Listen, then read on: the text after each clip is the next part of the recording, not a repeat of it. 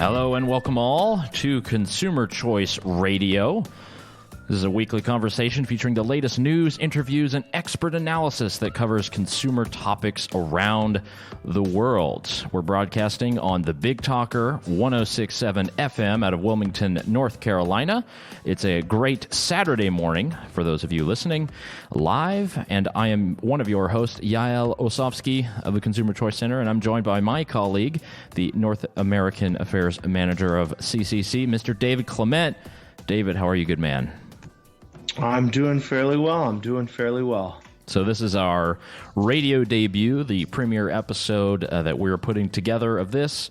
We are live out on the nets, and you'll also be able to find all of the things that we're talking about, as well as another copy of the show if you're listening live and would like to follow along. If you would like to subscribe to the podcast form, everything else, you can find that at consumerchoiceradio.com.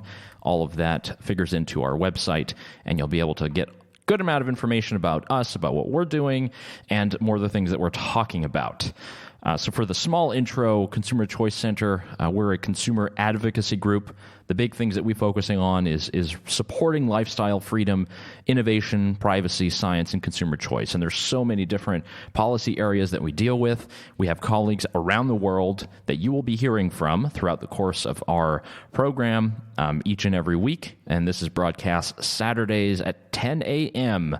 on the Big Talker FM. So hope to get a lot of you continuing to listen to the program. We've got great things happening, great guests lined up, and overall a very good program. So very happy to be on the mic, and great to have David here as a partner in crime. Yeah, very excited. It's awesome to be on the airwaves, talk about what's going on in the U.S., what's going on in the world, the latest trends, where the government is intervening in our lives unnecessarily. So to say I'm excited would certainly be an understatement. And then I think that's a very good start. Let's go with David's enthusiasm. And let's talk about one of the things that you and I have both written about, you've testified on in Canada and other places, and it's top of mind for specifically a lot of consumers that we might know, vapors. The vaping idea of harm reduction is one that has been the most popular in probably the last decade. And we've seen huge efforts by governments all around to try to limit this. The latest news that came out right around Christmas time and New Year's was President Trump's flavor ban on certain pod devices. So now if you go to the store and you buy yourself a Juul or Enjoy, the only flavors that will now be allowed by federal stipulation are going to be menthol and the tobacco flavor. So none of the mint, none of the mango, none of any of the others, and that's only for the pod devices. The open devices, of which the hobby vapists use, these things are still completely open, and you can still have these flavors, but some of these restrictions are still sort of going to have a big effect on the industry and consumer choice. So definitely not a good thing, but that's sort of the opening mantra of what's been happening in the vape world. Yeah, I mean, and it's one of those things where the only silver lining in the ban is that they didn't go ahead and do like a full blanket ban of all flavors for all devices. Now, it's certainly intrusive and definitely heavy-handed, and I would argue unwarranted, to go the route that they've done, because while wanting to try and tackle youth vaping, which is certainly a problem, nobody's really denying that, they're eliminating a mechanism that adult smokers use to quit, because one of the keys to wanting to make that switch, which is exponentially less risky, is that it tastes better, and flavors have a huge part in that. And so it's unfortunate that the administration seems to have a bit of a blind spot when it comes to that. Yeah, and definitely the tweet world is all ablaze about this. You can find plenty of great comments there, and there's a lot of great actions. I know that happening this week in New Jersey, I believe several cities are looking to have their full vape bans.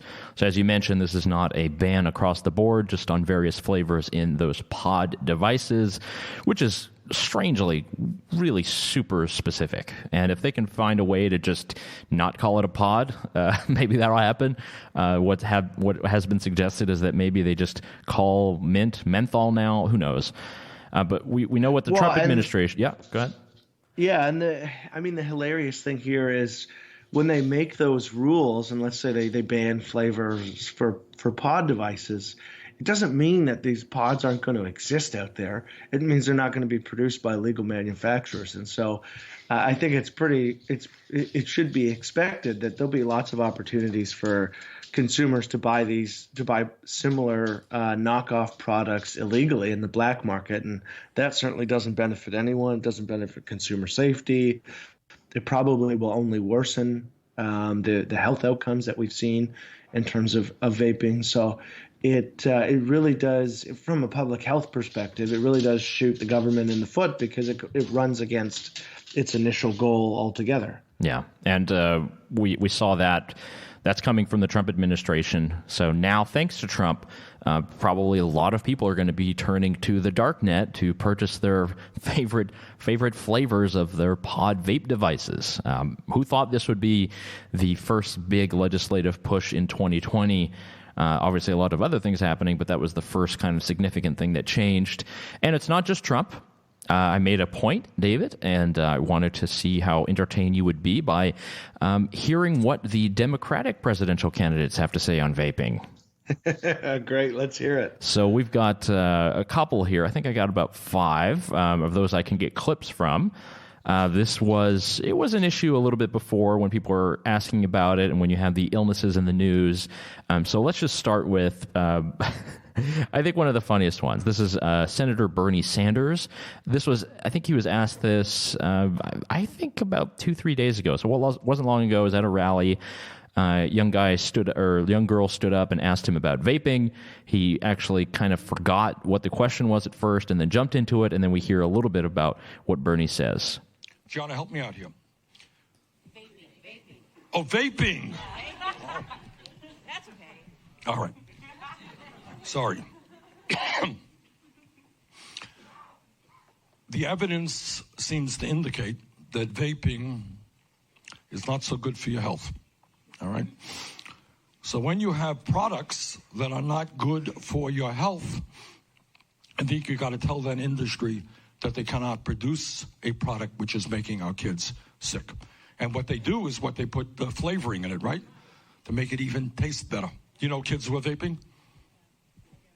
Are they getting stuck on it? What's the story there? It's nicotine. If you start doing it, you get addicted to it. Okay. That's a whole... All right. So the answer is, I think we shut down the industry. So what's the problem? All right, there's this product. What's the answer? Well, obviously we shut it down. Shut it down. Yeah, completely. Because that, that's worked for all drugs. It worked for alcohol when we banned that, when alcohol was potentially making people sick. And so, I just love the historical perspective that Bernie has there. It's just second to none, being able to sit back without any hesitation and go, oh, well, we just ban it then. Well, you obviously saw, he was computing it in his head. He's like, well, there's an industry doing something I don't like. What are they doing? All right, we ban them. Pretty simple. Easy. Yep. He actually continues on. If they're causing addiction, and if people, and the evidence is that people are getting sick as a result, they're inhaling a lot of bad stuff, right? Mm-hmm. Okay. Which takes me to another issue. So they're inhaling a lot of bad stuff. No mention of cigarettes, no mention of people actually switching from tobacco products. So it goes. And like Bernie does, he has to bring it together to his large point about the billionaires and all the companies. It ties in. When we talk about the corporate elite and we talk about corruption, it is one thing for a company to be greedy and want to make as much money as possible. It is another thing entirely to be producing a product which hurts people, makes them sick, maybe even kills them. And I think none of us, when we think about corporate greed, you're thinking about the drug companies. I'm talking about the fossil fuel industry, producing a product that is going to destroy the planet. And I'm thinking about my own father, who died at a young age. He was 58. He smoked 2 packs of cigarettes a day. And at that point, he was told by the industry that cigarettes were fine for you. Okay? In fact, during World War II, we gave out cigarettes to members of the armed forces. So, what we have to demand of corporate America, of course they have the right to make money, but you don't have a right to sell and produce a product which destroys human health and human life. Yeah, absolutely no knowledge on harm reduction. He's talking about corporate greed, when in reality, we talk about open systems. For the most part, you're talking about mom and pop shops, very, very community-based kind of small businesses that literally only exist because there's a community of people who want to stop smoking. What would be different if his dad had harm reduction alternatives made available to him? Exactly. He probably would have lived much longer. And so there's just such a disconnect, just completely ignorant. And it's totally fine. It's totally fine to be ignorant on various subjects. I don't expect these politicians to be well versed in every aspect of public policy, but when you have grand opinions while also mirroring that with your own ignorance, it's just a recipe for disaster. And it's a real shame that the folks on the other side of the aisle from Trump are not using this as a means to have a little bit more of a nuanced approach, because we saw in response to the ban there were tens and tens of thousands of vapors in swing vote states who all came together and rallied and said, hey guys, we vape, we vote, this matters to us, this has saved our lives, please don't ban these harm reduction products. And so hopefully at some point that message will get through to folks on the Democratic side, and we can see a bit of change of tune, or at least something that's a little more nuanced than we're just going to shut down the industry entirely. So you're listening to Consumer Choice Radio on Big Talker FM. We just played the clip there of Bernie Sanders, and he is one half of what Vice calls two old guys reveal they know nothing about vaping. And the other one would be, of course, former Vice President Joe Biden. So he was also asked a question. I think he was hanging out in Iowa by a young man. And let's hear Biden's response to this. The answer is I have not met with any of the particular individual small business people selling the vaping equipment and the kinds of material that you can include and put in the pipe. But I tell you what. One of the things that, everybody knows who Donald Trump is. We got to let them know who we are. At least I let them know who I am. And I choose science over fiction. And so if the science is demonstrating it's doing great damage, then I don't care what it does to a small business person who's selling this stuff. If it is damaging lungs, if it's causing the kind of damage that is said, and that study's not been fully done yet, if it turns out that it is, then I would eliminate it. I would make it. I would go after it in a hard way. I would make it broader, not just for he is. Wow. So science over fiction, David. Well, this is where I wish there was some informed reporter in the room who could point out, well, Public Health England has already studied this, has said that fairly definitively that vaping is 95% less harmful than smoking, and even in light of the illnesses that have come about, has said that it still maintains its position regardless what the CDC or the FDA is going to report. And so, I'm all for science over fiction, but it can't be selective, and it can't be based on his perusing of the headlines. Yeah, exactly. If he wants to make some broad policy claim that he's going to go after in a hard way, whatever that means in terms of arresting people or locking people up for having vape devices, I don't know. But if he's going to say something like that, he should at least have read or understood the arguments against that case, and it certainly doesn't seem like he ever has. These candidates are pulling in tens of millions of dollars in fundraising they could easily just hire, one or two people to research this for pretty much nothing. I think you or I, we're pretty much available. We can tell you a lot about vaping there, Uncle Joe. We got plenty of research. Exactly. You can, siphon some of that. We can tell you what's going on a little bit. He did this contrast with Trump, but that's the problem with some of these issues is there's not really much difference between particularly the left and the right on this, at least in the main political sphere. And, No. we said science over fiction, right? So let's hear more from the science candidate. Let's hear from your buddy. Let's hear from Andrew Yang. Let's hear what Andrew Yang has to say on vaping. I want to see David's reaction on this one. We've seen some real problems and tragedies even. I mean, people having illnesses and even dying from a product that many people, in my view, weren't fully aware of the dangers around, particularly because some of the manufacturers have cut corners in various ways. So to me, the least we can do is get our arms around who the producers are, what's in the products, and affirmatively communicate what's in these vaping products and what the risks are to people. And you do need to treat minors differently. It's clear that there are many of these vaping products that are targeted specifically at kids and minors through the flavors and whatnot. So right now it's been the Wild West, and we have to get our arms around it and start putting regulations in place to protect our kids in particular. It's been the Wild West, David. Yeah, I mean, I don't know if it's really been the Wild West. I think when he's talking about these manufacturers, it doesn't take much to really dig into where people are getting sick. That's obviously a concern. But for the most part, the evidence is pointing directly at products that are purchased illegally.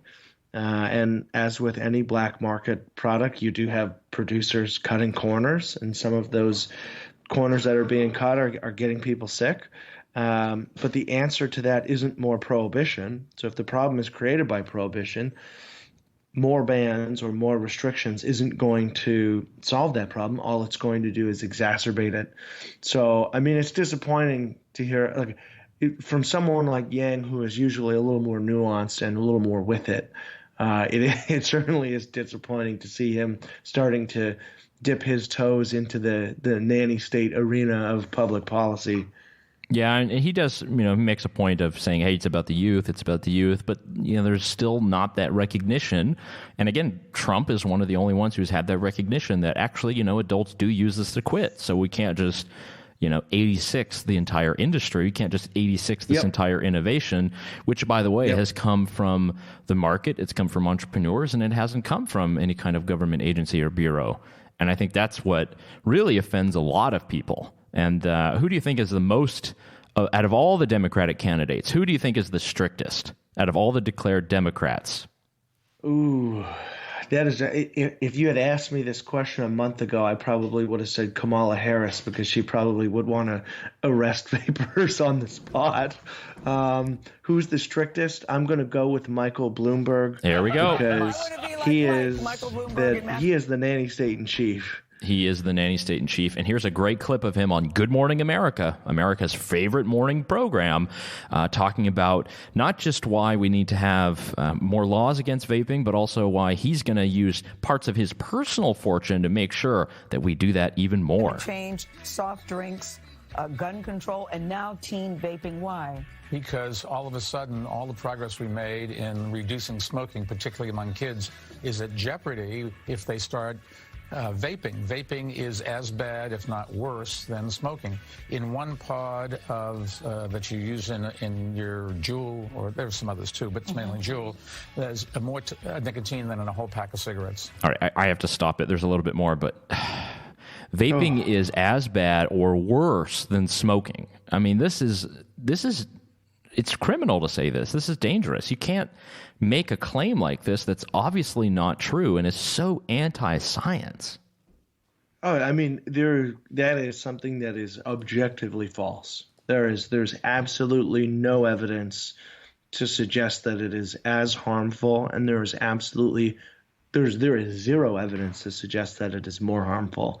Oh, yeah. And so for someone like Bloomberg to say that, yeah, it's really troubling, because anyone who followed his when he was mayor of New York City knows that when he wants to go after even the most trivial of things like the size of your soda, he's going to do it, and they're going to crack down on that 13th ounce of soda.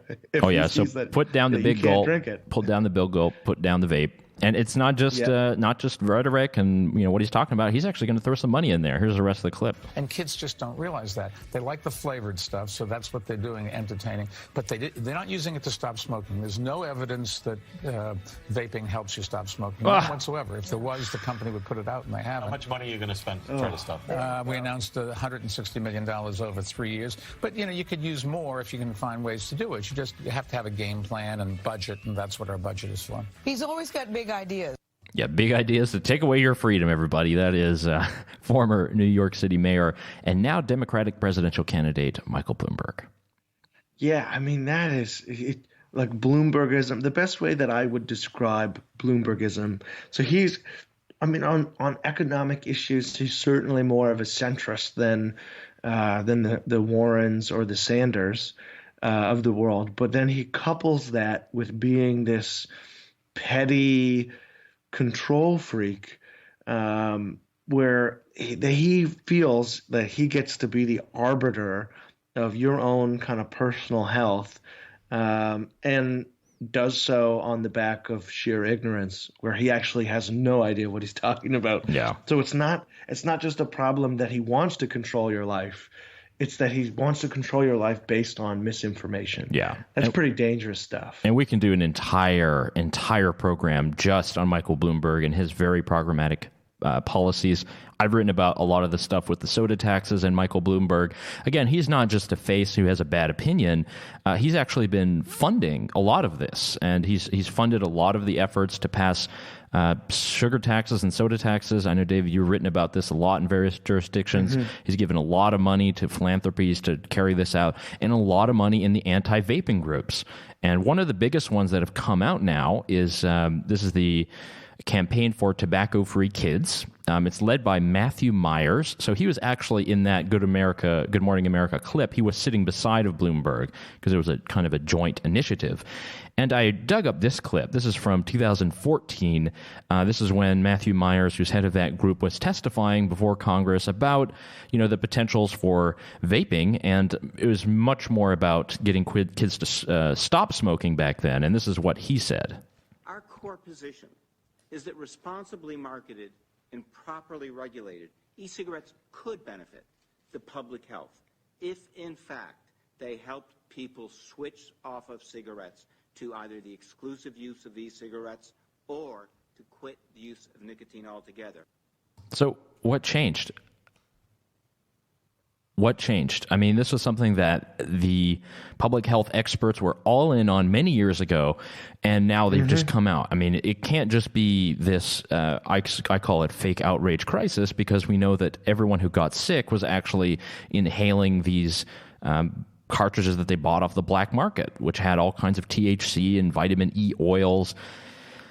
Anyway, so I think we beat that. It's telling that.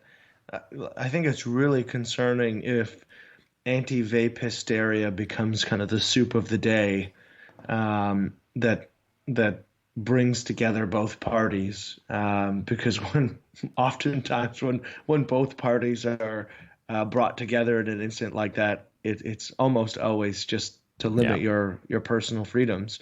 And so, I certainly don't want that to be the soup of the day in terms of policy suggestions across the board. But it's an issue that you had people who are otherwise intelligent people who understood the harm reduction benefits change their tune in the matter of a year or two, simply because it's now fashionable to do so, or because Michael Bloomberg is doling out $120 million to get that going. It's a headache all around. Yeah, and you're listening to Consumer Choice Radio on the Big Talker FM. So much there with that vaping, but we kind of have to, we've been focusing a little bit more on the U.S. We've been paying attention to what's been happening with the Democratic candidates and with Trump, but we need a little bit of update about what's happening up north. David, fill us in. We've talked about harm reduction and vaping. There have been some big experiments that have happened in Canada in the past year or two. Tell us some updates. What's been going on specifically with cannabis? You've been a big, I guess, a very loud voice in the media about the cannabis policy, the legalization. What's the latest update? Is this something that we should be excited about? Is this a model for the world, or what's next? Yeah. So, for those who are listening who maybe aren't aware, Canada did legalize recreational cannabis. So, meaning you can consume it in many senses like you do alcohol. Great policy.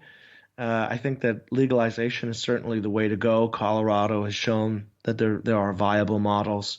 In a nutshell, I would say the biggest issues with the Canadian process is that they didn't look to what had gone on in the United States in a state like Colorado and mirror where the success was. For a variety of reasons, the Liberal government, rather than leaning on the example of Colorado, they went in the direction of a much bigger government, more nanny state approach to doing things, which got rid of marketing and advertising for the most part. It's heavily taxed. There are all sorts of access restrictions that prevent people from accessing legal product. And what we've seen, at least in the short term here, is that the black market still does exist. It's still thriving per se, and that is almost entirely because the legal market is just not accessible enough. And so the kind of lessons from Canada is, this is great public policy. It's totally appropriate. It's definitely the way forward. But when you do so, you can't regulate it or over-regulate it to the point where the legal market is inaccessible, because you're just not going to get people making that transition to the legal market. And if people are still buying illegally, there are all sorts of product quality issues.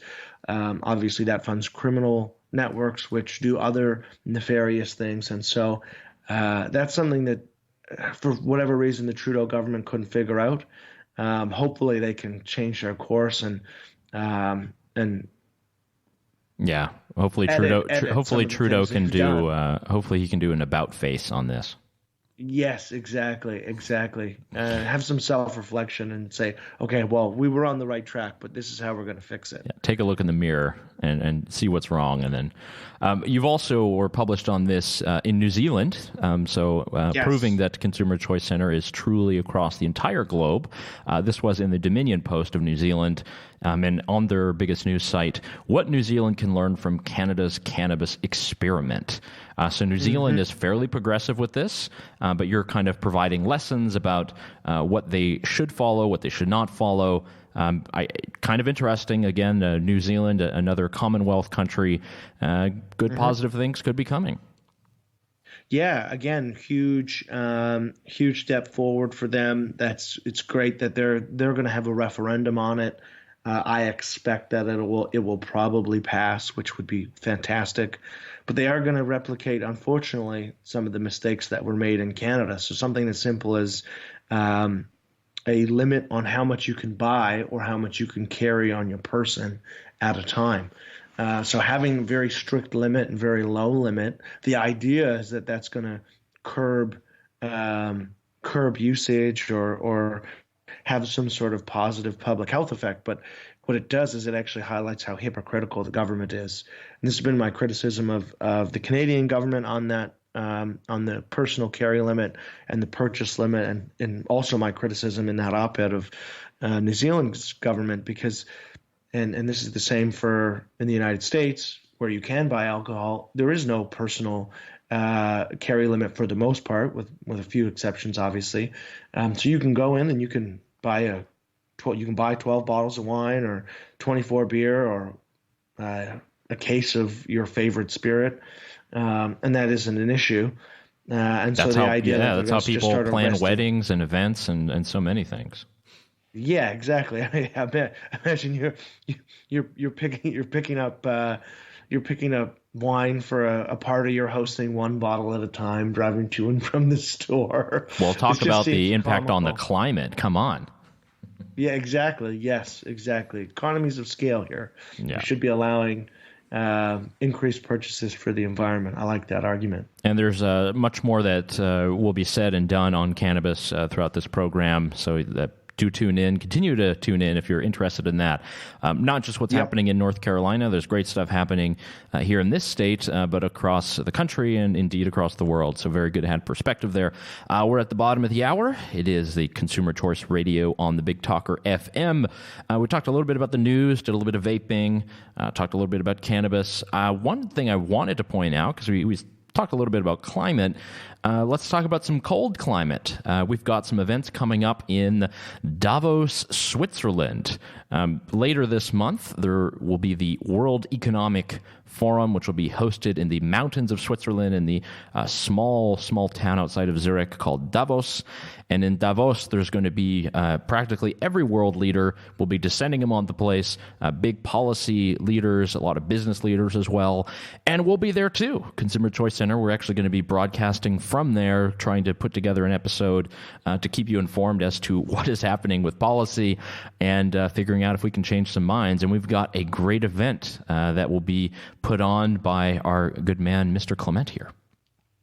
Yeah, really looking forward to it. So we host it will be our second annual cannabis conclave. Brings together the industry, it brings together policymakers, it brings together investors, all to keep that conversation going in terms of medical and recreational legalization. So it is a very high profile event. It is a whirlwind of a week, very prestigious crowd.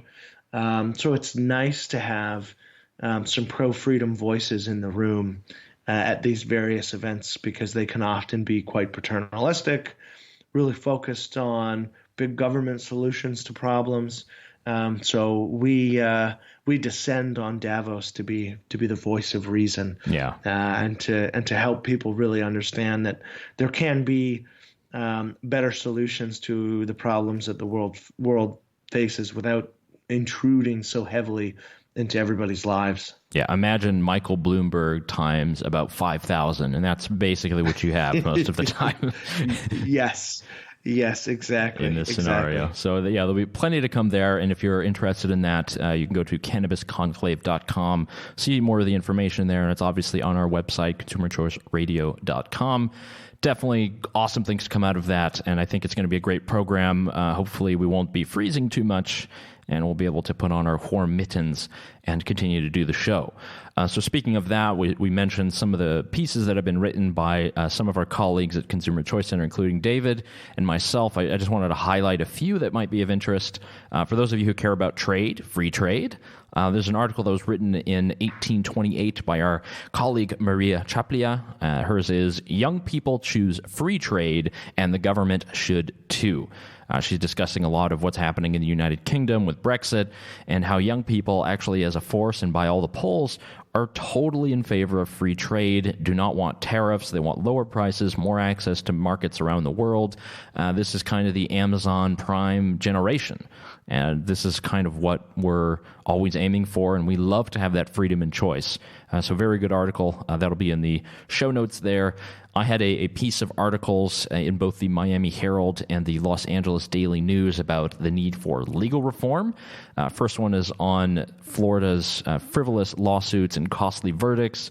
Just a nice little piece right around the holidays to talk about why that's important and why we need to be able to reform the system so we're not really letting lawyers who are the normal injury attorneys get away with murder. The hundreds of thousands of dollars in payments and millions of dollars in bogus lawsuits, everything from the Impossible Whopper being too close to the meat on the grill to this product caused my cancer. It's so many things that are out there. That's one. I mentioned David's article in the New Zealand Dominion Post about what New Zealand can learn from Canada's Cannabis Experiment. And then we have two from our writer extraordinaire, Bill Wietz, who will be making a debut on the program here very soon. He has one in the UK called After Brexit, Let's Embrace Gene Editing. Gene editing, awesome technology, great things to come on that. You can find that in there. And then Bill was actually able to publish in Germany's most established newspaper, the Frankfurter Allgemeine Zeitung, about the Nutri-Score. Now, for consumer advocates, this Nutri-Score actually comes from France, and it's something that Germany is considering. It's basically so that every time you go to the grocery store and pick a product up off the shelf, it's going to have a ranking of how healthy it is, from whatever number and color, green being the best, to red being bad. So the government will be using all of their advice to tell you what to eat and what not to eat. How about that, David?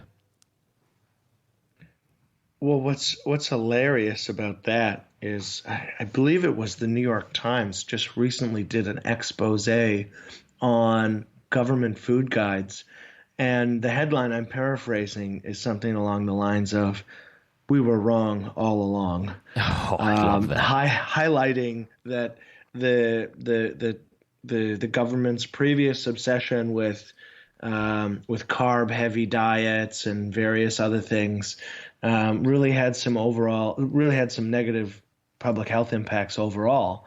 And I think the important takeaway from stuff like that is, obviously we want to know what is in what we're eating. Totally understandable. It's in many instances like better consumer behavior to get that information. But when we get into the government attempting to pick winners and losers per se by having some sort of ranking system, what you do is any mistake you make, you multiply it by an entire society. And that's really what we had with old food guides. And now governments are having to go back to the books and restructure their food guides and figure out what all of the mistakes that they've made. I think it's much better to give consumers information and then let them make those decisions for themselves, rather than trying to do this nudging and coercive suggestions of this product is better than this, which really doesn't take into account your own physiology. It doesn't take into account your own preferences, your own diet, things like that. And so, yes, on the information side, but definitely no on this nudging side of things, trying to tell people or push them into certain directions as to what they can eat.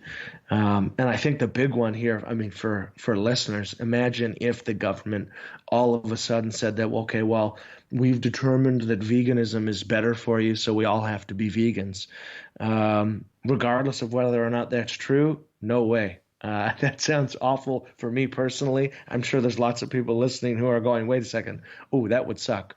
So let's not go down that road of having the government have that ability to kind of coerce or push our diet choices. I love that, though, that the headline. I think New York Times should just hit Control and C and paste that headline as often as possible, because there are so many things that we learn after years and years that was wrong. The conventional wisdom was wrong. The science was wrong. We've now corrected it, and policy should change.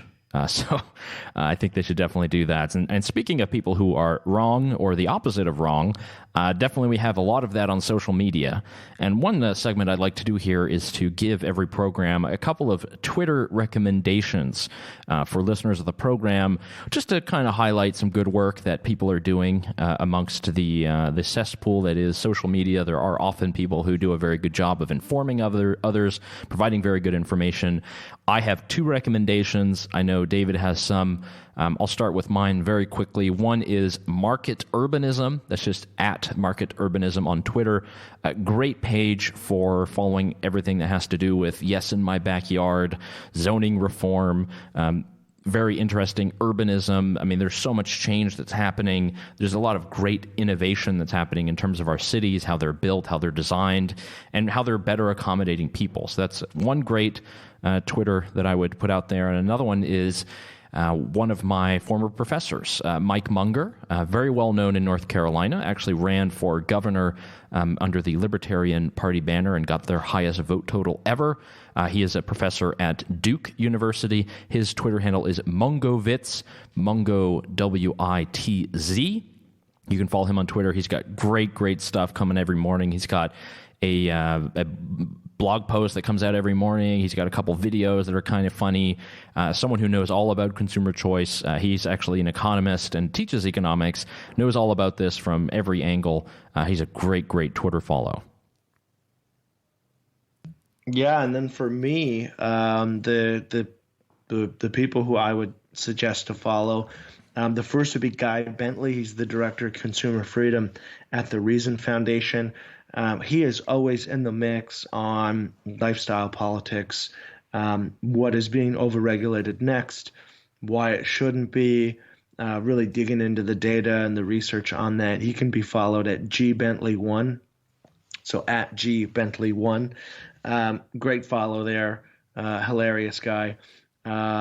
Also in that light, for those who are maybe interested in UK politics or European politics, Christopher Snowdon with the IEA in the UK, another guy who is always in the mix on these consumer policies, whether the government wants to ban vape products or energy drinks or add a sin tax to your red meat. He is kind of in the front lines of those discussions and those battles. He can be followed at CJ Snowden with an O, Snowdon. So those are my two suggestions. David going with an all-British lineup. Wow. Yeah, there we go. Yeah, I think your Kanzuk appreciation is showing a bit too much. Yes. Good to know. Exactly. Well, cool. Well, we got some very good indications of great things coming out of the United Kingdom, as we mentioned with Bill Vietz's article and gene editing. Great innovations happening in Canada with cannabis and hopefully some changes. But let's look towards a favorite bastion here in the United States, one of the most sought-after places to live in the entire country, the state of California. Now, I think, David, we discussed this a lot. We can probably have a colleague based in California who would be so busy. We'd probably need a team of about 15 people to be in California just to talk about all the different consumer issues and regulations that are coming out every day. I mean, this is a place where your consumer innovations go to die. California is so problematic right now. Yeah, if it's new and it moves, someone will try and ban it. And it's not just if it moves and it blows. Yeah, this is also if it blows. This is the new regulation that's going to come out. Apparently, if you're in landscaping, you can't use gas-powered things anymore. Here's a small clip to tell us about that. Because, that's another thing California needs to regulate. Mark Bailey knows he'll have to sell more of this battery-powered equipment as he prepares to lose sales of another kind of inventory, blowers and mowers that run on gas. He sells about 500 of them a year. It's going to be tens of thousands of dollars. Yeah. Some 60 cities in California already have some form of ban on gas-powered garden tools, including Berkeley, Los Gatos, Mill Valley, and Sonoma. Novato is set to discuss its own ban this year. I don't think it's complete ban practical, no. Let people use their equipment, but, limit it. When you think gas guzzling culprit, this is probably what comes to mind, but there's a reason why garden equipment is on the radar of those fighting to reduce our greenhouse gas emissions. A top-selling leaf blower, for example, operating for 1 hour matches the emissions from driving a 2016 Toyota Camry for over 1,100 miles. Mayor Pat Eklund says she respects longtime business owners like Mark Bailey. So the plan is to first discuss the ban within the first half of 2020, giving plenty of time to consult with locals who could be affected. The time limits, I would look into that so we can use it in a certain time frame during the day. All right, everybody, let's we're just going to talk about a ban first. It's so there's two parts here. The first is, okay, so if you do this ban, what are the alternatives? Are the electric alternatives practical for a commercial landscaping business that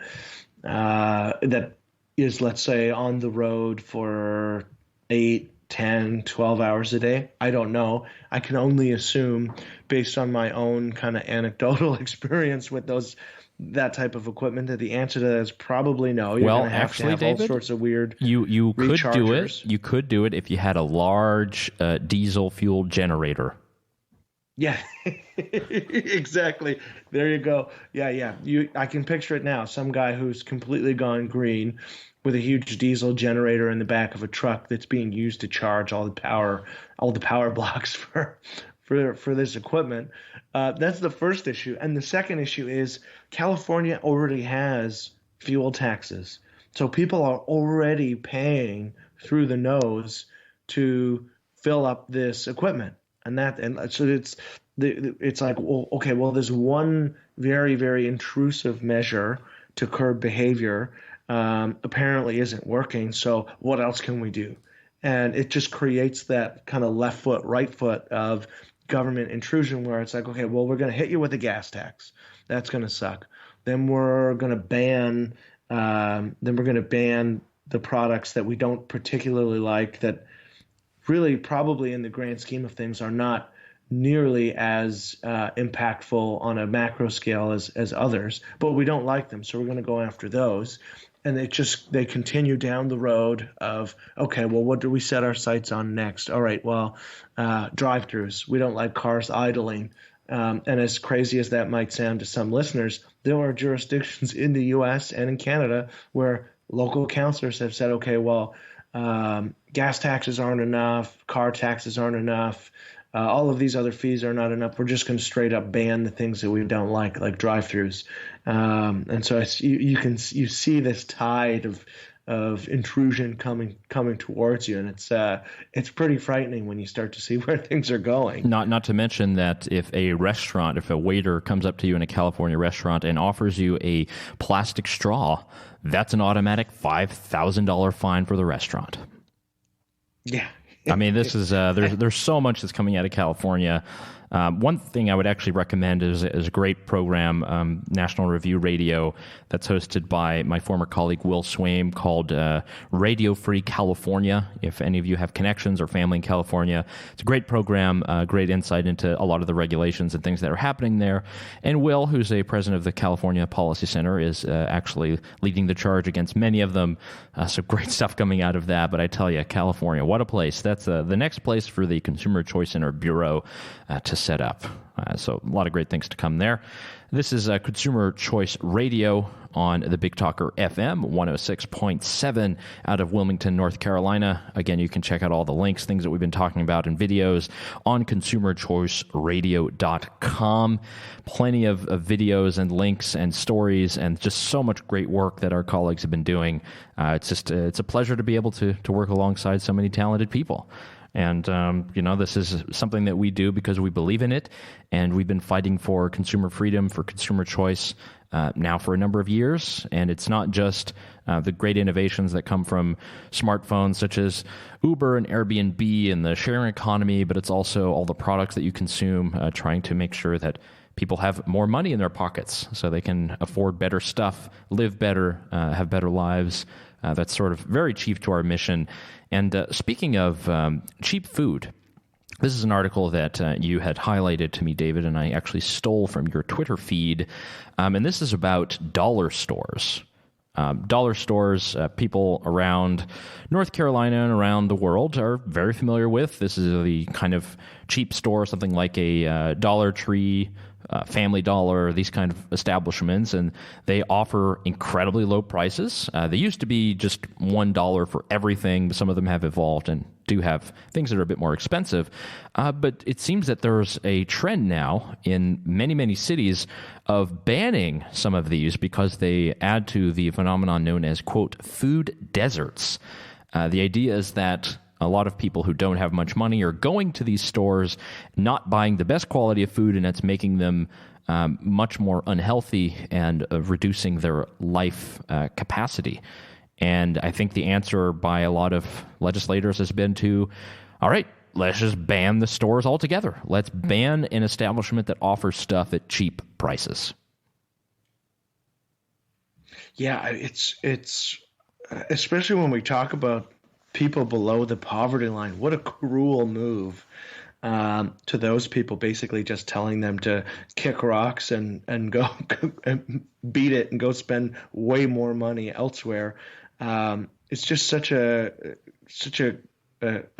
kick in the pants for those people. And the crazy thing is that it's almost always from politicians on let's say the left or the progressive side of politics who pride themselves in terms of caring about the poor. And here we have all of these stores, regardless of what you think of them personally, that provide cheap goods and meet consumer demand in a way that's more effective than other stores. And these low-income Americans save a lot of money shopping at these stores. And it certainly isn't always food. It can be dish soap. It can be everything really that you could purchase in the house. And so, yeah, I love the idea of discount stores being available and people having the choice to go in and save money buying the items that they need to buy. And so to see these politicians go after these dollar stores is just such a horrendous move for low income Americans. It's problematic because they're still going to have to buy all of these things. Where are they going to buy them? They're going to buy them at stores that are more expensive, and they're just going to have less money in their pockets. And that shouldn't be celebrated by anybody. Yeah. That's very true. And one thing that I think the Big Talker FM here, this station, prides itself on is really focusing on local impact and local news and where a lot of these things happen. And it's very much true that most of the restrictions on consumer choice, it's not all coming out of Trump or congressional Democrats. A lot of it is right there at your city council. It's in your county. It's the zoning boards. Yeah. It's these areas that are making it harder for people to make a living in many cases of the sharing economy, or even just to buy ordinary goods that they need in the case of dollar stores. And in terms of residential property, I think this is a recurring theme. We'll talk a lot about property, but there's an article here I wanted to point to in the Orange County Register that talks about single-family zoning. There was a proposal in Oregon that I'd like to call the Oregon solution. This was passed a couple of months ago, that bans zoning for single-family housing. Now, what that means is that in areas that have been designated as this is only where single-family houses can be built, these restrictions no longer will apply. So you are free to build a larger duplex, you are free to build a larger apartment building, or you can have your single-family housing. But you're not going to be restricted to only that. That's huge out of Oregon, and other jurisdictions are talking about this. But on the other side, the NIMBYs, the not in my backyard, are saying that doing this is actually detrimental. This is actually just going to make rent go up a lot more. There's just going to be luxury apartments. There's so much that's happening. This is upzoning. This is the trend of upzoning, hashtag. You can look that up. This is very positive out of Oregon. I think this is very good news coming out of the West Coast, which doesn't happen too often. No, I mean, it's how refreshing is it to see that some legislators understand how supply and demand works. Yes, we have a rental crisis. I mean, it's not just North American. This exists all through Europe as well, where there is a lack of affordable housing. There's a lack of what I would call that like middle affordable housing for middle class Americans. People are being priced out of the market, and almost all of it comes from these ridiculous restrictions that say, oh, you can't build this type of building on that lot because city council says so. I mean, it completely disregards property rights and what owners and builders want to do, and it just stops the market from being able to meet demand. And what happens when they can't meet demand? Well, you have higher prices, and that's in large part feeding this rental crisis that we see, whether it's in big cities, in North America or even in North Carolina, like Charlotte, or elsewhere on the West Coast, Portland, Los Angeles, San Francisco. So to see something like this come through in Oregon is a big step forward. Hopefully we can see more local councils and state legislators take action like this, where they chip away at that NIMBY attitude where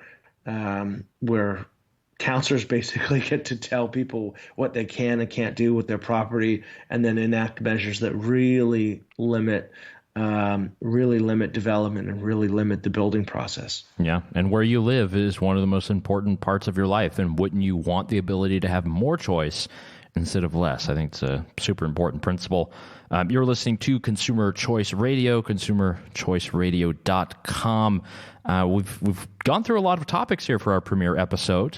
We've gone the ups and downs and all betweens. Covered some stuff on the political front, some things on the cultural front, and things are always changing and evolving and getting better. But I can't allow us to go out, David, on our premiere broadcast without a little bit of comedy, a little bit of consumer choice comedy. How does that sound for you? That sounds fantastic. Yeah, there's a very good Netflix clip that I was able to get here. This is from Ronnie Chiang, and he's talking about the Amazon culture that exists in the U.S. and how we don't need to just have better and faster shipping. We need to have instantaneous delivery of everything. This is Prime Now from Netflix. Right? More Prime. Can't get enough Prime here. We need it Prime. We need Prime harder, faster, stronger. Faster Prime. Prime Now. Prime Now. 2-hour delivery. Prime Now. Give it to me now. When I press buy, put the item in my hand. Now. In America, there should be no lag. 0 lag. Between when I press the button and when the item is gently placed into my hand, so I can use it now. Oh, same day delivery? Oh, un-American. Same day? Now. Prime Now. Break into my house and put the food I ordered in my mouth and help me chew it and then push it down my esophagus with a stick and then pull the feces out of my anus for me now. It's like, where do we go from here as a civilization? Like, how much more convenience can we get? How much less energy can we use to get what we want? Let's get Prime before. Send it to me before I want it. It's 2019, I have to make a decision before you mail me what I buy. Use artificial intelligence to substitute my own intelligence so I can live my life. So send me everything I want before I want it, in as many boxes as possible. Prime Now. I love it. Oh, I love it. That's great. Yeah, that's very good. Yeah, we had to put out a little bit of a comedic piece here on Consumer Choice Radio. It's been our broadcast here, our premiere broadcast, just to remind a lot of you listening for the first time, and we hope to count you on as listeners. David, it's been a pleasure to talk to you here throughout the hour. I think it's been a lot of fun. Yeah, until next week. Yeah, we've got many more things cooking on consumerchoiceradio.com. We're broadcasting out of Wilmington, North Carolina on the Big Talker FM 106.7. You can find out so much more about our broadcast, the Consumer Choice Center, both David and myself. You'll find us on the net and all around. It's been a pleasure to talk to you. So until next time, we wish you all the best, and may your consumer choice ever evolve.